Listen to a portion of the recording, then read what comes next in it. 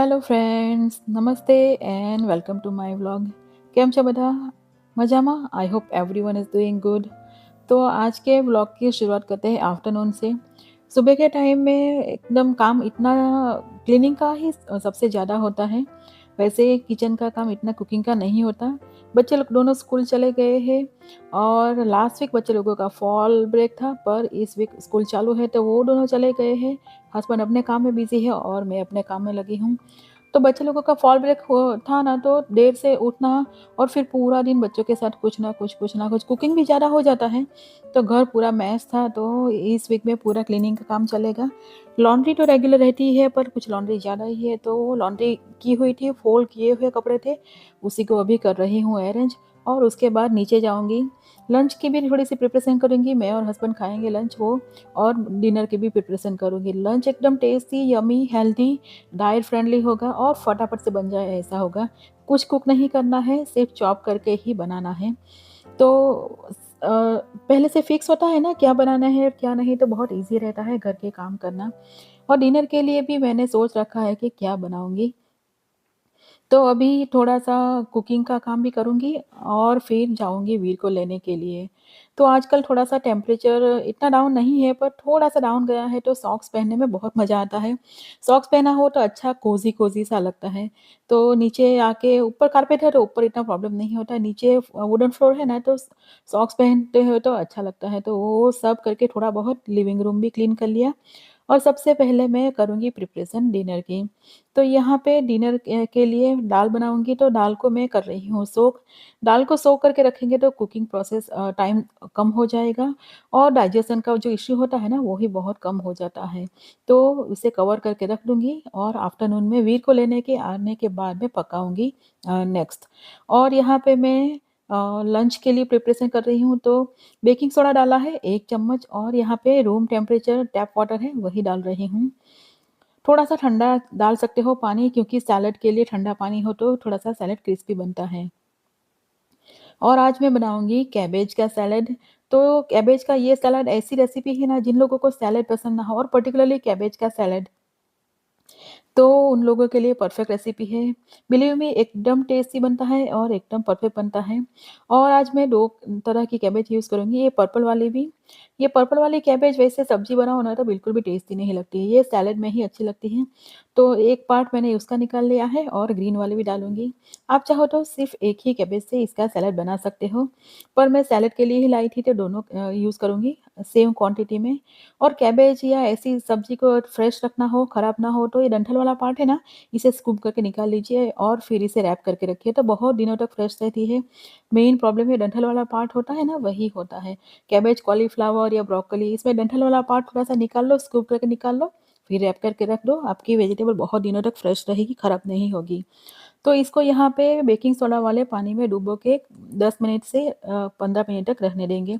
तो इससे क्या होता है, इसमें जो भी कचरा हो, जो भी इम्प्योरिटीज़ हो थोड़ी, और जो भी हमें नहीं चाहिए, ऐसे सब चीज़ें निकल जाएगी और एक अच्छे से क्लीन भी हो जाएगा। और बाकी के पार्ट इस तरह से रैप करके मैं फ्रिज में रख दूँगी, ताकि बहुत अच्छे से फ्रेश रहे। तो बेकिंग सोडा में डालने से क्या होता है ना, कि लीफी वेजिटेबल का हम ऊपर का छिलका तो निकाल नहीं सकते, तो उसे क्लीन करने का बेस्ट उपाय यही होता है, टिप, कि इसे बेकिंग सोडा में कम से कम 10 से 15 मिनट तक रहने दीजिए। तो जो भी जीवाणु, कीटाणु जो भी होगा, या कुछ डस्ट होगा, या कुछ जो भी एक्स्ट्रा चीज़ होगी, वो सब निकल जाएगी। और यहाँ पे मैंने थोड़ा-सा क्यूकम्बर भी डालूँगी और बेल पेपर भी। बेल पेपर इसलिए क्योंकि बैकयार्ड में बहुत सारा ग्रो हो रहा है, तो उसका मैं यूज़ करूँगी। और ये स्वीट वाले हैं ना, तो टेस्टी भी बहुत अच्छे लगते हैं और एक अच्छा-सा क्रंची, क्रिस्पी नटी सा इसको टेक्सचर देगा। और क्यूकम्बर इसलिए क्योंकि सैलेड जिन लोगों को पसंद नहीं आता, तो क्यूकम्बर अच्छा लगता है सैलेड में। तो कैबेज के साथ थोड़ा-सा क्यूकम्बर का क्रंचीनेस भी आ जाएगा। और सब चीज़ों को मैं इस तरह से थोड़ा-सा लंबा-लंबा, पतला-सा कट कर लूँगी। जब तक कैबेज सोक हो रहा है, तब तक बाकी के काम भी कर लेंगे। वीर को लेने जाना है, तो उससे पहले बॉटल्स और सब कुछ रेडी करना पड़ेगा। और किचन में तो हमें कुछ ना कुछ छोटा-बहुत काम पूरे टाइम रहता ही है। अरेंज करते जाओ, यूज़ करते जाओ, तो वही मैं कर रही हूँ। और इसके बाद हम कैबेज को निकाल लेंगे। अराउंड 12 से 13 मिनट तक मैंने पानी में रहने दिया। तो कैबेज को इस तरह से सीधे निकाल के थोड़ा-सा स्क्वीज़ कर लीजिए, पानी जो अंदर गया है वो, और इसे फ्रेश वाटर से आप एक बार रिंस कर सकते हो या फिर थोड़ा-सा फ्रेश वाटर में वॉश कर सकते हो, अगर आपको ये ब पसंद ना हो। सीधे भी यूज़ कर सकते हैं क्योंकि बेकिंग सोडा का सच इज़ कोई टेस्ट फ्लेवर नहीं होता। और अब हम इसे चॉप करेंगे, तो थोड़ा-सा पतला और लंबा वाला क करेंगे ताकि इसका सैलेड बहुत लुक भी अच्छा आए और खाने में भी अच्छा हो। जैसे नूडल्स जैसा लगे। तो ये पर्पल वाले कैबेज दिख रहे हैं ना, एकदम ब्यूटीफुल, कलर तो इतना अच्छा आता है, पर इसकी सब्ज़ी बनाओ ना तो बहुत बेकार लगती है, एटलीस्ट हम लोगों को बिल्कुल भी अच्छी नहीं लगती। और यहाँ पे ग्रीन वाले है उसी को भी मैं सेम तरह से कट कर लूँगी। दोनों को अलग-अलग रखेंगे, साथ में रखेंगे ना तो एक-दूसरे पे कलर ओवर पावर कर जाएगा। तो ग्रीन वाले ग्रीन नहीं रहेगी तो क्या करना है वो मैं बताऊँगी, जिससे कि कलर डिफरेंट रहे और एक-दूसरे पे ओवर पावर ना कर जाए। तो दोनों को चॉप कर लिया है, लंबा वाला जितना पतला हो सके उतना। अब इसे बाउल में रखेंगे, एक प्रोसेस फिर करनी है, उसके बाद हम इसको फाइनल सैलेड बनाएँगे। तो दोनों को साथ एक ही बाउल में रखेंगे, पर एक-दूसरे से मिक्स नहीं करेंगे, 2 पार्टीशन इस तरह से करके रखेंगे। बहुत ज़्यादा बीच में कुछ रखने की ज़रूरत है नहीं वैसे, और ऊपर आधे से 1 चम्मच जितना सॉल्ट डाल लेंगे।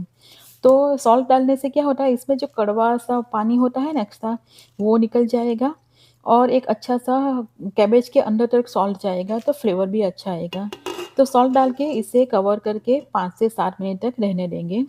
बहुत ज़्यादा देर तक रहने देने की ज़रूरत नहीं है। तो वो सेट हो रहा है, तब तक यहाँ पे हम बना लेंगे ड्रेसिंग। ड्रेसिंग बहुत इम्पोर्टेंट है, नहीं तो कैबेज जनरली अच्छी नहीं लगती। तो यहाँ पे मैंने 5 से 6 टेबलस्पून जितना दही ले लिया, रेगुलर वाला जो हम कर्ड यूज़ करते हैं वही, और इसको अच्छे से फेंट लेंगे, स्मूथ कर लेंगे। और यहाँ पे थोड़ा-सा black salt, black pepper powder, थोड़ा-सा भुना हुआ जीरा, और साथ में जाएगा ड्रमस्टिक के जो लीव्स हैं मैंने ड्राई किए थे उसी को डाल दूँगी। आप चाहो तो धनिया भी डाल सकते हो। और मेरे पास ये है ना, तो जब तक ये फिनिश नहीं होगा ना तब तक मैं यूज़ करूँगी भरपूर, जहाँ भी यूज़ कर सके वहाँ पे। और यहाँ पे जाएगा चिली फ्लेक्स, आप चाहो तो थोड़ा-सा हरी मिर्ची भी डाल सकते हो चॉप करके, और 1 से डेढ़ टेबलस्पून जितना सेसमी सीड्स जाएगा, और साथ में जाएगा चिया सीड्स, आप चाहो तो फ्लैक्स सीड्स भी डाल सकते हो। और इसे कर लेंगे मिक्स, थोड़ा-सा हेल्दी भी बनाएँगे, टेस्टी भी बनाएँगे, और इससे क्या होगा, नटी सा फ्लेवर आएगा, क्रिस्पी लगेगा हमें। मिक्स करके इस पे डालेंगे टेम्परिंग। तो यहाँ पे ऑलिव ऑयल में मैंने जीरा, सॉरी, मस्टर्ड सीड्स और मेथी के 2-3 दाने, और साथ में थोड़ा-सा हींग डाल दिया है। हींग से डाइजेशन में बहुत अच्छा लगेगा। मस्टर्ड का जो फ्लेवर आता है ना, जो दही वाला भात बनाते हैं ना, कर्ड राइस, उसी के तरह से टेम्परिंग की है। इस स्टेज पे थोड़ा-सा टेस्ट कर लीजिए, ताकि कुछ कम ज़्यादा हो तो आप डाल सकते हो। सॉल्ट बहुत डाला नहीं है क्योंकि सॉल्ट हमने यहाँ पे कैबेज में ऑलरेडी डाला है। वैसे हम स्क्वीज़ आउट कर लेंगे तो उसके साथ सॉल्ट भी अच्छा खासा चला जाएगा, पर इतना सॉल्ट रह जाएगा कि कैबेज में एक्स्ट्रा बहुत ज़्यादा सॉल्ट डालने की ज़रूरत नहीं है। इसलिए मैंने 1-2 पिंच जितना ही ब्लैक सॉल्ट डाला। ब्लैक सॉल्ट से क्या होता है, डाइजेशन में भी अच्छा होता है। जब आप कच्ची वेजिटेबल्स खाते हो ना तो डाइजेशन का ध्यान रखना होता है, ये डाइजेस्ट होने में थोड़ा-सा टाइम ज़्यादा लेता है कुक की हुई चीज़ों से। इसीलिए मैंने ब्लैक सॉल्ट डाला था, फ्लेवर भी आएगा और डाइजेशन में भी हेल्प करेगा। तो इसका हम वाटर स्क्वीज़ आउट करेंगे, बहुत ज़्यादा दबा के निकालने की ज़रूरत नहीं है। इसी तरह से हल्का-हल्का सा निकाल लेंगे पानी, एक्सेस वाटर जो भी हो। और इस वाटर को आप चाहो तो यूज़ कर सकते हो, पर मैं इस बार तो थ्रो ही कर दूँगी। और कलर देखो, एकदम ब्लू कलर का हो गया, पर्पल और ग्रीन मिक्स होके ब्लू हो गया। तो हमारी बेसिक कैबेज रेडी है। अब हम इसे मिक्स करेंगे। अब इसे मिक्स करेंगे ना तो ये ग्रीन वाली ग्रीन ही रहेगी, दूसरे का कलर इस पे नहीं आएगा। और जो चॉप करके हमने बेल पेपर और क्यूकम्बर रखे थे, उसी को भी हम यहाँ पे मिक्स कर लेंगे। आप अपने पसंद से दूसरी वेजिटेबल्स भी डाल सकते हो, लाइक कैरेट्स या रेडिश डालना चाहो तो डाल सकते हो। और इसी तरह से बनाओ सिर्फ़ कैबेज से तो भी अच्छा लगता है। अब इसे थोड़ा-सा हेल्दी भी बनाएँगे और नटी क्रंची फ्लेवर देने के लिए यहाँ पे रोस्टेड पीनट्स ग्राइंड की हुई है, उसको मैं डाल दूँगी। अराउंड 2 से ढाई टेबलस्पून जितना डाला है। और ऊपर से जाएगा ड्रेसिंग, तो पहले आधा ही ड्रेसिंग डालेंगे और इसे अच्छा-सा मिक्स देंगे। तो मिक्स इस तरह से करना है ताकि कैबेज के एक-एक पार्ट पे, एक-एक जगह पे अच्छे से कोट हो जाए। इस तरह से पलट-पलट के, और फिर बाकी का ड्रेसिंग भी ऊपर हम डाल देंगे। तो अराउंड 5 टेबलस्पून जितना डाला है, और सर्विंग में 2 पीपल, 2 एडल्ट पीपल के लिए परफेक्ट हो जाएगा। और अच्छे से मिक्स हो गया, जैसे कर्ड राइस बनाते हैं ना उसी तरह से बनाना है, पर कैबेज से बनाएँगे। कुछ भी कुक नहीं करना है, आप टेम्परिंग भी स्किप करना चाहो तो कर सकते हो, पर टेम्परिंग से एक अच्छा-सा फ्लेवर आएगा, एक स्मोकी सा फ्लेवर आएगा। और इस तरह के सैलेड बनाओ ना तो ड्रेसिंग जैसे ही डाला और मिक्स किया उसके बाद तुरंत ही सर्व करना होता है। अगर ड्रेसिंग करके आप रख देंगे ना 5 मिनट भी तो इसमें से पानी रिलीज़ होना स्टार्ट हो जाएगा और फिर आपका सैलेड अच्छा नहीं लगेगा। तो परफेक्ट फ्रेश सैलेड खाना हो तो जैसे ही सैलेड बनाया, ड्रेसिंग किया और विदिन 1 और 2 मिनट सर्व कर दीजिए और खाना खा लीजिए। ड्रेसिंग तभी डालना हो जब सर्व करना हो। आप आगे से कैबेज कट करके और बेसिक प्रोसेस करके रख सकते हो। और जब सर्व करना हो तब इसे इस तरह से ड्रेसिंग डाल के सर्व कर दीजिए। इसे आप मेन कोर्स के साथ भी सर्व कर सकते हो, बहुत ही टेस्टी लगता है। और आप चाहो तो इसे अच्छा और भी हेल्दी और भी टेस्टी बनाना चाहो और 1 पॉट मील जैसा बनाना चाहो ना तो थोड़ा-सा पनीर के चंक्स भी डाल सकते हो यहाँ पे। रोस्ट करके डालिए, बिना रोस्ट करके, तो ये एकदम 100% परफेक्ट मील हो जाएगा आपका। तो हम दोनों खाएँगे सैलेड अभी और इसके बाद मैं जाऊँगी वीर को लेने के लिए। वीर को लेने के आने के बाद मैं बाकी के शाम की प्रिपरेशन करूँगी। वीर को लेने आने के बाद मुझे फिर से 1 घंटे के बाद जाना पड़ेगा वेदांत को लेने के लिए। तो आफ्टरनून का शेड्यूल मेरा पूरा एकदम बिज़ी रहता है। तो सैलेड एकदम टेस्टी बना था। वैसे हस्बैंड को सैलेड इतना पसंद नहीं आता। अब तो खा लेते हैं पर इतना ज़्यादा पसंद नहीं आता। वैसे मुझे भी वो सैलेड पहले बहुत पसंद नहीं आता था, लेकिन सैलेड बहुत टेस्टी बना था। अब तो हम पूरा बहुत ज़्यादा खाते हैं सैलेड और ये सब चीज़ें। जब मैं इंडिया में थी ना तो कोई मुझे बोले कि salad as a main course खाओ तो मैं कभी भी नहीं खाती। मुझे रोटियाँ ऐसा चावल या कुछ चाहिए होता है ऐसा था। पर अब बहुत सारी चीज़ें चेंज हो गई हैं। तो वीर आ गया है, वीर को लेके और वीर लंच जो ले जाता है ना, वो खा लेता है, तो आके तुरंत खिलाने की ज़रूरत नहीं पड़ती। तो मैं डिनर की प्रिपरेशन कर रही हूँ। यहाँ पे मैंने घी में थोड़ा-सा जीरा और बेल पेपर डाल दिया है और एक अनियन को मैं रोस्ट करूँगी, साथ में गार्लिक और जिंजर की पेस्ट भी डाली है। थोड़ा-सा हींग भी डाला था और एक हरी मिर्ची। तो ये ब्राउन होना स्टार्ट हुए तब तक ही हमें इसे रोस्ट करना है, पूरा ब्राउन करने की ज़रूरत नहीं है। तो आज मैं बनाऊँगी पालक दाल। दाल सुबह सोक की थी, उसको मैंने प्रेशर कुक कर ली।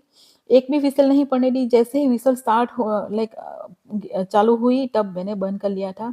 दाल को प्रेशर कुक पूरी तरह से करनी है पर दाल पूरी ही रहनी चाहिए, मैश नहीं हो जानी चाहिए।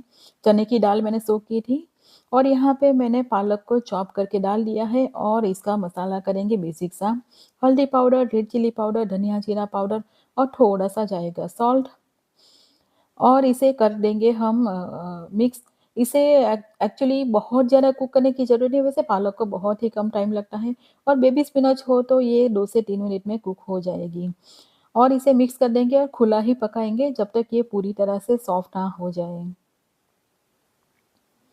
और पालक अगर ऐसी वेजिटेबल्स बनाते हैं ना तो बहुत कवर करके नहीं बनाना चाहिए, नहीं तो इसका ग्रीन कलर डल हो जाएगा, बहुत अच्छा नहीं रहेगा।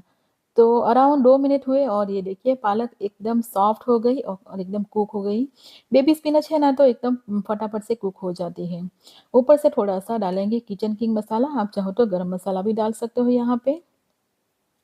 और चाहो तो 1 चम्मच दही का भी डाल सकते हो, थोड़ा-सा और ज़्यादा क्रीमीनेस आ जाएगा। और मसाले को हल्का-हल्का सा भून लेंगे आधे से 1 मिनट तक और इसके बाद जाएगी प्रेशर की कुक हुई चने की दाल। तो एक भी व्हिसल नहीं लगाई थी क्योंकि मैंने सोक करके रखी थी। सोक करके रखेंगे ना दाल को तो कुकिंग टाइम बहुत कम हो जाएगा और जो कई लोगों को ब्लॉटिंग का या फिर गैस का प्रॉब्लम होता है दाल खाने से, वो भी बहुत हद तक कम हो जाएगा अगर दाल को आप वो पानी में सोक करके रखें और फिर बनाएँ। और डिनर में जनरली दाल नहीं खानी चाहिए, पर हम लोग डिनर साढ़े 4-5 बजे ही कर लेते हैं, तो डाइजेशन में कुछ इश्यू नहीं होता। कवर करके लो फ्लेम पे इसे पकने देंगे ताकि मसाला अच्छे से ग्रहण कर ले, सब कुछ एक-दूसरे में मिल जाए। और इसमें पानी डाल के इसकी कंसिस्टेंसी हम कर लेंगे एडजस्ट। और यहाँ पे रेड चिली पाउडर आप अपने पसंद के हिसाब से कम-ज़्यादा कर सकते हो। जितना स्पाइसी खाते हो तो ज़्यादा डाल दीजिए। हरी मिर्ची भी आप चॉप करके अनियन के साथ रोस्ट करके डाल सकते हो तब भी बहुत टेस्टी लगेगा। अराउंड 4-5 मिनट अच्छी तरह से कुक करेंगे तो ये सब मसाले एक-दूसरे में मिक्स हो जाएँगे और एक परफेक्ट फ्लेवर आएगा। और ये देखिए रोटी के साथ जाएगा तो चावल के साथ तो कंसिस्टेंसी थोड़ी-सी पतली रखिए, रोटी के साथ थोड़ी-सी गाढ़ी। और यहाँ पे जीरा राइस बना लिया है मैंने और दाल भी हमारी रेडी है। तो दाल के ऊपर एक फ्लेवर डालेंगे जो गार्लिक वाला होता है, तभी इसका अच्छा-सा टेस्ट आता है। तो गार्लिक और रेड चिली को मैंने यहाँ पे घी में रोस्ट कर लिया था और ये ऊपर से आधे से 1 चम्मच डाल दें तो आपकी परफेक्ट पालक दाल हो गई और एक टेस्टी सा, हेल्दी सा और फटाफट से बन जाने वाला हमारा डिनर हो गया। वैसे सब लोगों ने खाना खा लिया था, वेदांत ही बाकी था। वो जिम गया था, तो जिम के आने के बाद तो उसी के लिए मैंने ये प्लेट बनाई है। अराउंड 5:30 बजे है और वो खाने बैठा है। हम लोगों का तो 5 बजे से पहले ही डिनर हो गया था। और डिनर करने के बाद बाहर निकले हैं, अभी भी बहुत उजाला है। हस्बैंड क्लीनिंग में लगे हुए थे और आज ये फ्लावर्स वाले जो प्लांट्स है ना वो भी निकाले। वो निकाले इसलिए कि उसके ऊपर लीव्स है ना, उसके ऊपर बहुत ज़्यादा फंगस आ गई है। तो ये मैं नहीं निकालूँगी तो ये फंगस बाकी के जो प्लांट्स है ना उसके ऊपर सब जगह पे स्प्रेड हो जाएगी। तो दूसरे प्लांट्स को बचाने के लिए मुझे ये हम लोगों को ये निकालना पड़ा। तो अभी 2-3 प्लांट्स रहने दिए हैं, देखते हैं क्या होता है। और ये देखिए मून एकदम सही लग रहा है ना, एकदम ब्यूटीफुल देखने में ऐसा लगे कि बस देखते ही रहे। वेदर भी शाम के टाइम पे एकदम परफेक्ट हो जाता है। हल्की-हल्की सी ठंड लगती है, गर्मी बिल्कुल भी नहीं लगती, पर मस्किटोज़ इतने ज़्यादा लगते हैं ना इस टाइम पे। शायद मेरे बैकयार्ड में बहुत सारे वेजिटेबल्स और पानी पड़ता रहता है ना, गार्डनिंग करती हूँ तो, उसी की वजह से। अदरवाइज़ वेदर बहुत ही अच्छा था शाम के टाइम पे। अब तो अंधेरा भी थोड़ा-सा जल्दी हो जाता है, पर देखिए स्काई एकदम ब्यूटीफुल लग रहा था ना, एकदम जैसे बाहर चलने जाने का मन करे, वॉक के लिए जाने का मन करे, ऐसा लग रहा था।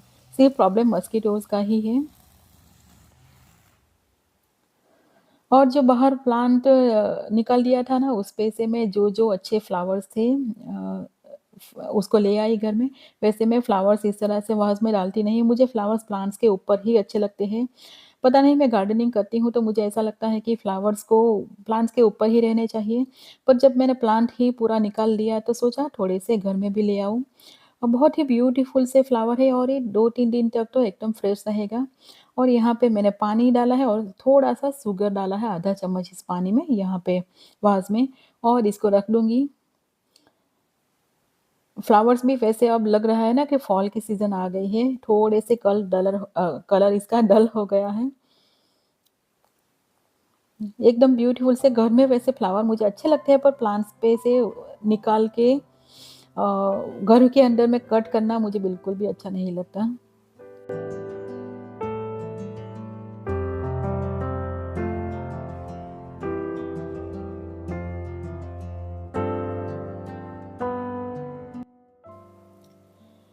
और काम घर का सब कुछ हो गया है और वीर यहाँ पे पढ़ने के लिए बैठा है। जो उसने बुक्स मँगवाई थी ना, पूरा सेट मँगवाया था हम लोगों ने विम्पी किट का, तो पूरा पढ़ रहा है। ऐसे उसे पढ़ने का बहुत ज़्यादा शौक है, तो रोज़ पढ़ता है 1 से डेढ़ घंटा। This book is too scary for me.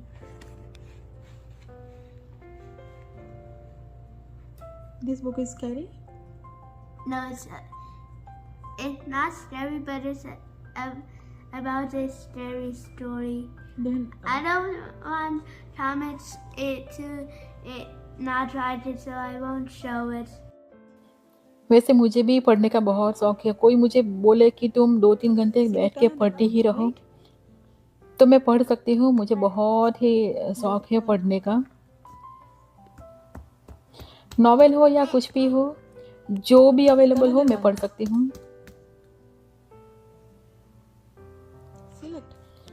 और बुक्स पढ़ने का जो हार्ड कॉपी वाले पेजेस वाले होते हैं, आजकल तो सॉफ्ट कॉपी का भी बहुत ज़माना है, तो मुझे सॉफ्ट कॉपीज़ पढ़ना इतना इंटरेस्ट नहीं आता जितना बुक्स प्रॉपर इस तरह से लेके पढ़ो। इसी तरह से मेरे दोनों बच्चे, उन लोगों को भी पढ़ने का बहुत ज़्यादा शौक है। इसने almost half of the books finish कर ली और ऐसे ही फिनिश नहीं की, अच्छी तरह से रीड की है इसने। और उसके बाद मैंने बेल पेपर बहुत सारे निकाले आज, इतने ज़्यादा हो गए ना तो थोड़ा-से मैं फ्रीज़र में डालूँगी ताकि मैं उसे यूज़ कर सकूँ एटलीस्ट पाव भाजी बनाने या ऐसी कुछ चीज़ों के लिए।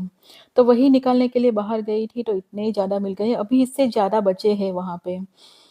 तो इसी के साथ आज का व्लॉग भी यहीं पे ख़त्म करते हैं। आई होप आप लोगों को व्लॉग पसंद आया हो। पसंद आया हो तो इसे लाइक करना और प्लीज़ मेरे चैनल को सब्सक्राइब करना ना भूलिए। और मिलते हैं अगले व्लॉग में। तब तक के लिए बाय एंड टेक केयर।